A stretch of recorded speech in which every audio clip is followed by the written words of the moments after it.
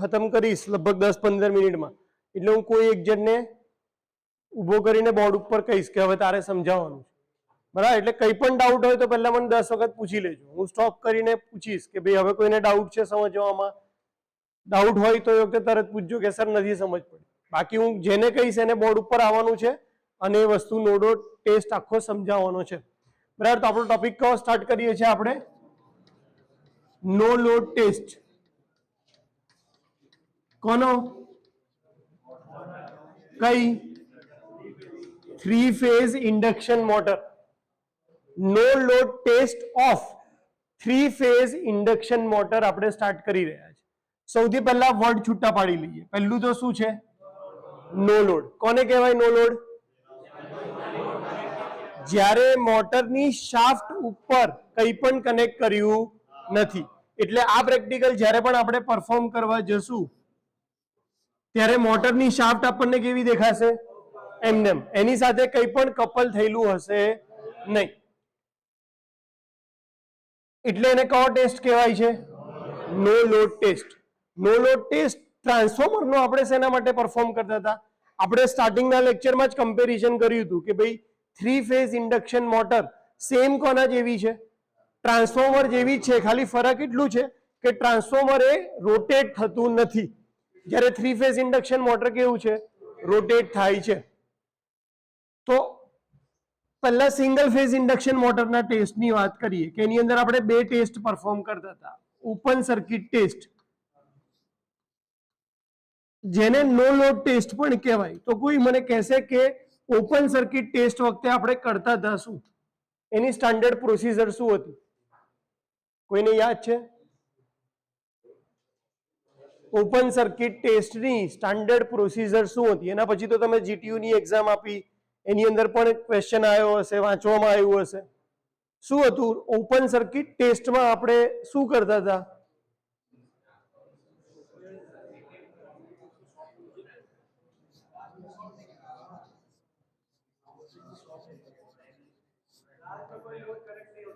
HV winding હોય એને કેવું રાખતા હતા?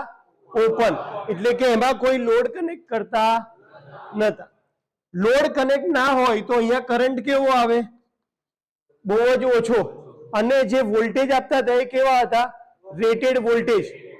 એટલે કે રેટેડ વોલ્ટેજ આપીએ એમાંથી આપણને જે પણ કરંટ મળે એની વેલ્યુ કેવી હોય? બહુ ઓછી, 1 to 2% of full load current.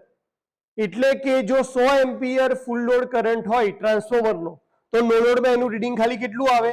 1 અથવા 2 એમ્પિયર. કરંટની વેલ્યુ બહુ ઓછી છે એટલા માટે આપણે એવું કહેતા હતા કે એની અંદર કોપર લોસ કેવા છે? નિગ્લિજિબલ. અને નો લોડ ટેસ્ટથી આપણને કયા લોસ મળતા હતા? એકલા આયર્ન લોસીસ મળતા હતા. આટલું યાદ છે? સેમ વસ્તુ આપણે શેની અંદર લાગુ પડવાના છે? No load test of induction motor. સૌથી પહેલા તો આપણે સપ્લાય લઈ લઈએ આર ફેઝ, વાય ફેઝ અને બી ફેઝ. એ કોને આપણે આપશું? તો કે 3 ફેઝ વેરિયાક. કોને આપશું? 3 ફેઝ વેરિયાક. મારે પાવર પણ મેજર કરવાનો છે. જો તમને રીડિંગ યાદ હોય તો V0, I0 અને શું લેતા હતા? W0. આની અંદર પણ આપણે 3 રીડિંગ જ લેવાના છે. કયા કયા? V0, I0 અને W0. ઇન્ડક્શન મોટરના રેટેડ જેટલા વોલ્ટેજ હોય એટલે કે 415 વોલ્ટની હોય તો 415 આપવાના, 230 હોય તો કેટલા આપવાના? 230. પણ આ બંનેમાં ફરક શું છે? અહીંયા નો લોડ કરંટ કેટલો આવતો હતો? ખાલી 1 થી 2% જ આવતો હતો. કેમ એવું હતું? લોડ કનેક્ટ નતો તો લોડ તો આપણે આમાં પણ કનેક્ટ નથી કરવાના. પણ અહીંયા નો લોડ કરંટ આવવાનો છે 30 થી 40%. કેટલો આવશે? 30 થી 40%. એટલે કે જો induction મોટરનો full load current 100 ampere હોય તો નો લોડ કરંટ કેટલો આવશે? 30 થી 40 એમ્પિયર. જે ટ્રાન્સફોર્મરના કેસમાં ખાલી કેટલો આવતો હતો? 1 જ એમ્પિયર આવતો હતો. ફરક તમને ખબર પડે છે? કેટલો મોટો ડિફરન્સ કહેવાય કે નો લોડ ટ્રાન્સફોર્મરનો કરો તો કરંટ કેટલો આવે? 1 એમ્પિયર. અને ઇન્ડક્શન મોટરનો કરો તો 30 થી 40 એમ્પિયર. એનું મેઇન રીઝન શું છે? તો ટ્રાન્સફોર્મરની અંદર તમે જે કરંટ પસાર કરતા હતા પ્રાઇમરીમાંથી સેકન્ડરીમાં, એ શેમાંથી પાસ થતો હતો? ફ્લક્સ, એટલે કે મેગ્નેટિક મટીરિયલ ઓલરેડી પ્રેઝન્ટ હતું. મેગ્નેટિક મટીરિયલ પ્રેઝન્ટ છે એટલા માટે તમારે કોઈ વધારે કરંટ આપવાની જરૂર રહેતી નથી. ઓછા કરંટ ઉપર ફ્લક્સ ડેવલપ થઈ જાય છે. ફ્લક્સ ડેવલપ થયો, અહીંયા ઈએમએફ ડેવલપ થયો, આ ફ્લક્સ આને કટ કરે એટલે ઈએમએફ ડેવલપ થયો, અને અહીંયા તમે લોડ કનેક્ટ કરો તો શું આવતું હતું? કરંટ આવે. પણ આ જે કરંટ, નો લોડ કરંટ આવે જે તમે આપતા હતા, કોને પ્રોડ્યુસ કરવા માટે? ફ્લક્સને. એ જરૂરિયાત કેવી હતી તમારી? બહુ જ ઓછી. કેમ? કારણ કે તમે મટીરિયલ કયું યુઝ કર્યું? Magnetic material. જ્યારે ઇન્ડક્શન મોટરમાં શું થશે? સ્ટેટરમાંથી પાવર તમારે ક્યાં લઈ જવાનો છે? રોટરમાં. અને એ વખતે મીડિયમ કયું હશે? બંનેની વચ્ચે શું છે? સ્ટેટર અને રોટરની વચ્ચે એર ગેપ. ત્યાં કોઈ મેગ્નેટ છે નહીં. ખ્યાલ આવે છે હું શું કહું છું? આ તમારું સ્ટેટર છે, તમે અહીંયા શું આપ્યો છે? 3 ફેઝ સપ્લાય. હવે આ મેગ્નેટિક ફ્લક્સ શેમાંથી પસાર થઈ રહ્યો છે? રોટરમાં જવા માટે. અહીંયા શું છે? એર છે, હવા છે. જ્યારે અહીંયા શું હતું? મેગ્નેટિક કોર ઓલરેડી હતો. ફ્લક્સને મેગ્નેટિક મટીરિયલમાંથી પસાર થવા માટે તકલીફ પડે નહીં, ઇઝીલી પાસ થઈ શકે. પણ ફ્લક્સને હવામાંથી પસાર થવું હોય તો એને મહેનત કરવી પડે. એનો રિલક્ટન્સ કેવો આવે? વધારે. મેગ્નેટિક સર્કિટમાં તમે ભણ્યા હતા કે ઇલેક્ટ્રિક સર્કિટમાં જેવી રીતે રેઝિસ્ટન્સ હોય એવી રીતે મેગ્નેટિક સર્કિટમાં શું હોય? રિલક્ટન્સ હોય. એરનો રિલક્ટન્સ બહુ જ વધારે હોય છે, એટલે એટલા ફ્લક્સને હવામાંથી પાસ કરવા માટે એને કરંટની રિક્વાયરમેન્ટ કેવી જોઈએ? વધારે. એટલે ભલે ઇન્ડક્શન મોટર ઉપર તમે લોડ કનેક્ટ નથી કર્યો, પણ તમારે પાવર સ્ટેટરમાંથી રોટરમાં તો લઈ જવાનો છે. એ ફ્લક્સ જે તમે લઈ જાઓ છો એ શેમાંથી લઈ જાઓ છો? હવામાંથી. તમે એવું કહી શકો કે સર જ્યાં મેગ્નેટિક મટીરિયલ મૂકી દો ને, પણ જો આપણે મેગ્નેટિક મટીરિયલ મૂકી દઈએ તો રોટર ફરી શકે ખરા? ના. તમારે તો રોટરને ફરાવવાની છે. ટ્રાન્સફોર્મરમાં આપણી પાસે એડવાન્ટેજ હતો કે તમારે ટ્રાન્સફોર્મરની સેકન્ડરીને ફરાવવાની છે નહીં, એટલે બંને એક જ મેગ્નેટિક પાથથી જોડાયેલી હતી, અને એટલા માટે એનો કરંટ કેવો હતો? ઓછો. આમાં તમારો કરંટ કેવો આવશે? વધારે, કારણ કે ફ્લક્સ શેમાંથી પસાર થવાનો છે? એરમાંથી પસાર થવાનો છે. અને એટલા માટે હંમેશા ઇન્ડક્શન મોટરમાં જો તમારે નો લોડ કરંટ ઘટાડવો હોય તો તમારે એર ગેપ કેવી રાખવી પડે? ઓછી. સ્ટેટર અને રોટરની વચ્ચે એર ગેપ બહુ જ ઓછી હોય. જેટલી એર ગેપ ઓછી એટલી કરંટની રિક્વાયરમેન્ટ કેવી? ઓછી. તમે એર ગેપ જેટલી વધારતા જશો એમ તમારો સ્ટાર્ટિંગ કરંટ એટલે કે નો લોડ કરંટ છે કેવો થશે? બહુ જ વધતો જશે. અને એટલા માટે આપણે જ્યારે અલ્ટરનેટર ને સિંક્રોનસ મોટર ભણશું ત્યારે હું કહીશ કે બંને વચ્ચે ગેપ કેવી રાખવાના છે? વધારે. જ્યારે ઇન્ડક્શન મોટરમાં એ ગેપ કેવી રાખવાના છે? ઓછી. એ કન્સેપ્ટ જ્યારે આવશે ત્યારે આપણે ડિસ્કસ કરવાના છે, પણ અત્યારે ખાલી યાદ રાખજો ખરા કે પાછળથી આનું શું આવવાનું છે? ઊંધું. આમાં એર ગેપ કેવી છે? ઓછી. ઇન્ડક્શન મોટરમાં સ્ટેટર અને રોટરની વચ્ચે એર ગેપ કેવી રાખવાની? મિનિમમ. કેમ? કારણ કે તમારે ફ્લક્સને હવામાંથી પસાર કરવો પડશે. જો ફ્લક્સને હવામાંથી પસાર કરવો હોય તો તમારે કરંટ કેવો જોઈએ? બહુ જ વધારે. એ કરંટને ઘટાડવા માટે આપણે એરગેપ કેવી કરી દઈએ છીએ? ઓછી. જેથી ઓછા કરંટે પણ ફ્લક્સ એમાંથી પસાર થઈને સેકન્ડરીમાં જઈ શકે, રોટરમાં જઈ શકે. ઓછા કરંટ. ખ્યાલ આવે છે? કરંટમાં ડિફરન્સ કેમ છે? બુકમાં બધી જગ્યાએ લખ્યું છે કે comparison between transformer and induction motor, પણ મેઇન કમ્પેરિઝન, મેઇન બંનેમાં ફરક ક્યાં આવે છે? બે વસ્તુમાં. એકમાં સેકન્ડરી કેવી છે? સ્ટેડી, અને બીજામાં કેવી છે? રોટેટિંગ છે. એકમાં નો લોડ કરંટ ખાલી કેટલા ટકા છે? 1%. જ્યારે બીજામાં નો લોડ કરંટ કેટલો છે? 30 થી 40% ફૂલ લોડ કરંટના. સારું, એટલે મેં 3 ફેઝ વેરિયાક લીધું અને હવે મારે પાવર મેજર કરવો છે, કારણ કે આપણે કઈ 3 ક્વોન્ટિટી મેજર કરવી છે? વોલ્ટેજ, કરંટ અને પાવર. તો વોલ્ટેજ મેજર કરવા માટે હું બે લાઈનની વચ્ચે શું મૂકી દઈશ? વોલ્ટમીટર. કરંટ મેજર કરવા માટે હું કોઈ પણ એક ફેઝમાં એ મીટર મૂકીશ. કેમ હું એવું કહું છું કે એક જ ફેઝમાં એમીટર મૂકીશ તો ચાલશે? કારણ કે મોટર 3 ફેઝ, એમાં લોડ કેવો છે? બેલેન્સ. 3 વાઇન્ડિંગના રેઝિસ્ટન્સ કેવા હોય? સરખા. તો 3 જગ્યાએ હું એમીટર મૂકું તો ત્રણેયમાં કરંટ કેવા આવવાના છે? સરખા. તો 3 ફેઝમાં 3 લાઈનમાં તમારે જો એમીટર મૂકવાના થતા હોય તો ક્યારે? કે જ્યારે 3 ના કરંટ કેવા આવતા હોય? અલગ. પણ તમને ખબર જ છે કે લોડ બેલેન્સ છે તો એ વખતે તમે 1 મીટરથી પણ કામ ચલાવી શકો. આપણને ખબર છે કે ભાઈ મોટરમાં 3 વાઇન્ડિંગ છે, ત્રણેયનો રેઝિસ્ટન્સ કેવો હોવાનો છે? સરખો. એટલા માટે આપણે એમીટર ક્યાં મૂકશું? એક જ જગ્યા પર, કોઈ પણ એક ફેઝ ઉપર. એટલે આ શું મેજર કરશે? I0. આ વોલ્ટમીટર શું મેજર કરશે? V0. હવે EI માં તમે 2 વોટમીટર મેથડ ભણ્યા હતા. પાવર મેજર કરવા માટે 3 ફેઝનો જો પાવર મેજર કરવો હોય તો 2 વોટમીટરથી એ પાવર મેજર થઈ શકે. કઈ રીતે? તો કે એક તમારે R ફેઝમાં મૂકવાનું વોટમીટર અને બીજું કયું મૂકવાનું? B ફેઝમાં મૂકવાનું. અને બંનેની પોટેન્શિયલ કોઇલ ક્યાં રાખી દેવાની? કોમન. આ તમારો Y ફેઝ, અહીંયાથી આવ્યો Y ફેઝ, આ ગયો R ફેઝ, આ ગયો B ફેઝ. એટલે અહીંયા 3 ફેઝ મોટરને શું મળી ગયું? પાવર મળી ગયો. આપણને આ વોટમીટર રીડિંગ કયું આપશે? W1. આ વોટમીટર રીડિંગ કયું આપશે? W2. એટલે total power W0 equal to શું થશે? W1 plus W2. V0 શું આવશે તમારા? Rated voltage. મોટર 415 ની હોય તો 415, મોટર 230 ની હોય તો 230. નોર્મલી 90% કેસમાં તમને બધી મોટર 415 વાળી જોવા મળશે. અમુક સ્પેશિયલ ફંક્શન માટે બનાવી હોય એવી મોટરનું રેટિંગ કેટલું હશે? 230. તો મારે અહીંયા શું આપવાનું છે? Rated voltage.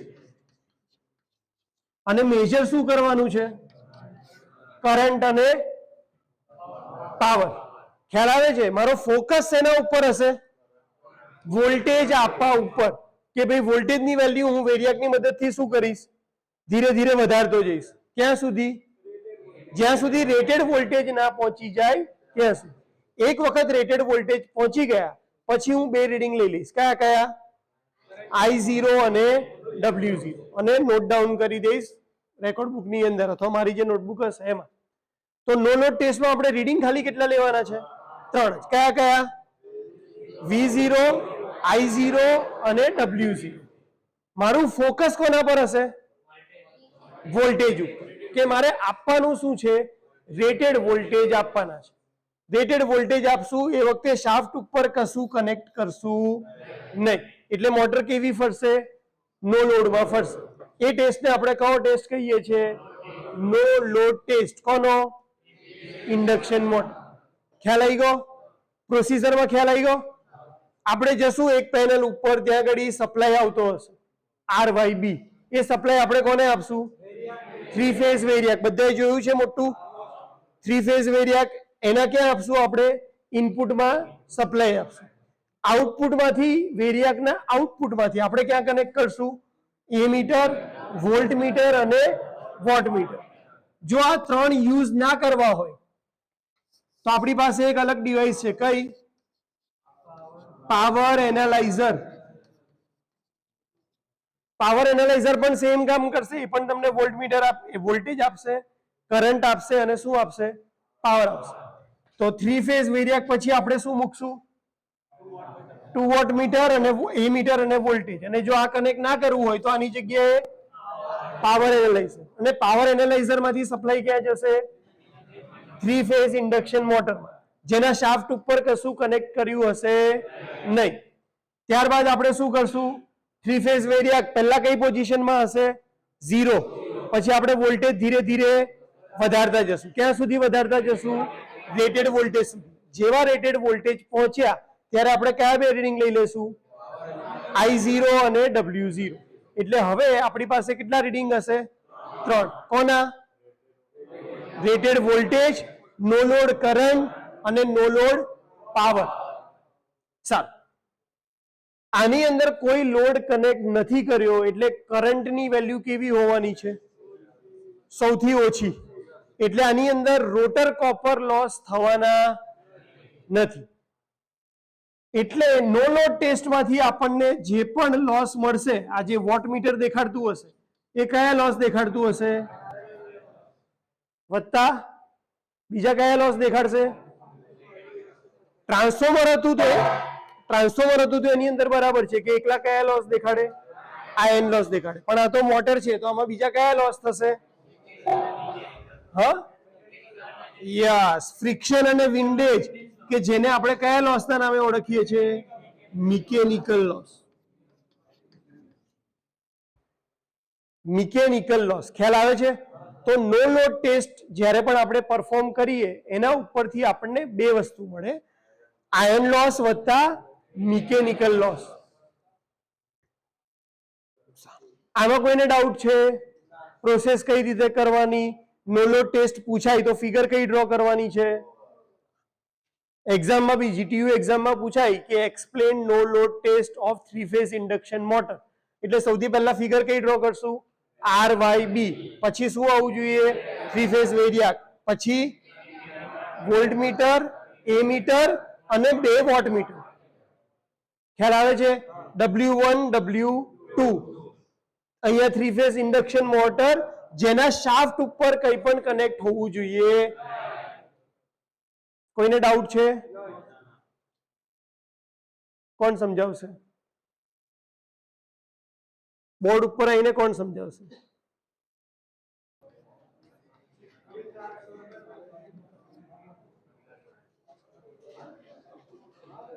ચલો હવે કયો ટેસ્ટ ચાલુ કરીએ છીએ?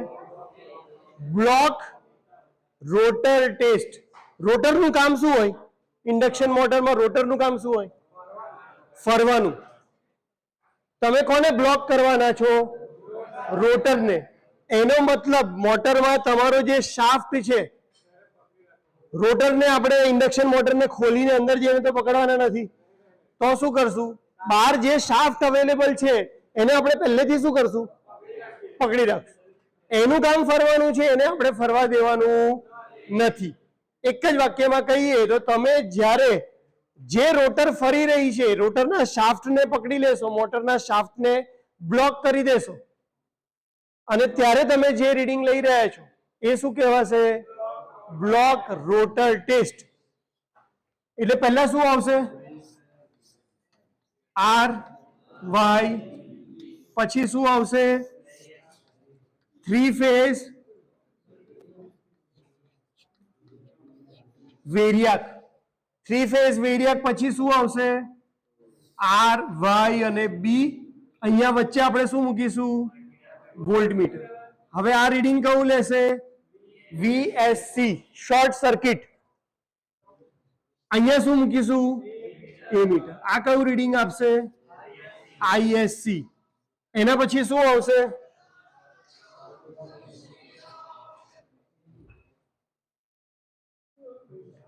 અહીંયા શું આવશે? વોટમીટર. વાય નો પોઈન્ટ કમ્બાઈન અને આ ત્રણ છેડા ક્યાં જશે? Three phase induction motor. જેનો શાફ્ટ છે એને આપણે શું કરી દેવાના છે?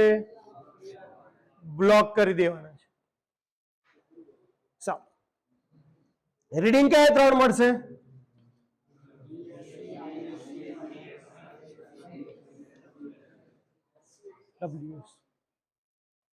એસસી એટલે શોર્ટ સર્કિટ. તમે રોટરને બ્લોક કરશો એટલે થશે શું? મોટરની અંદર તમે સપ્લાય આપો છો, ફ્લક્સ સ્ટેટરમાંથી રોટરમાં પાસ થશે, ઈએમએફ પ્રોડ્યુસ થશે, કરંટ પસાર થશે. દરેક જે કંડક્ટર છે રોટરના એ શું કરશે? ફોર્સ એક્સપિરિયન્સ કરશે અને શું કરશે? ફરવા ટ્રાય કરશે. ફરવા ટ્રાય કરશે, પણ તમે તો રોટરને શું કરી રાખી છે? પકડી રાખી છે. એટલે એ શું કરશે? મને પકડો છો, વધારે જોર કરશે. તો વધારે જોર કરવા માટે એને શું જોશે? વધારે કરંટ. એટલે સિસ્ટમમાંથી શું કરશે? વધારે કરંટ લેવા ટ્રાય કરશે. પણ આપણે તો શું કર્યું છે? પકડી રાખી. હજી વધારે જોર કરશે કે ના, મારે તો શું કરવું છે? ફરવું છે. આપણે એને ફરવા દેતા નથી. આપણે કઈ રીતે અહીંયા કરશું કામ? ધારો કે હું એને ડાયરેક્ટ 415 આપી દઉં અને રોટરને બ્લોક કરી દઉં તો શું થશે? શોર્ટ સર્કિટ કરંટ બહુ જ વધારે આવશે. કેવો આવશે? બહુ જ વધારે. આપણે તો જો તમને short circuit test of transformer યાદ હોય તો શું કરતા હતા? પ્રાઇમરી, અહીંયા સેકન્ડરી, આ એલવી હતી, આને આપણે શું કરતા હતા?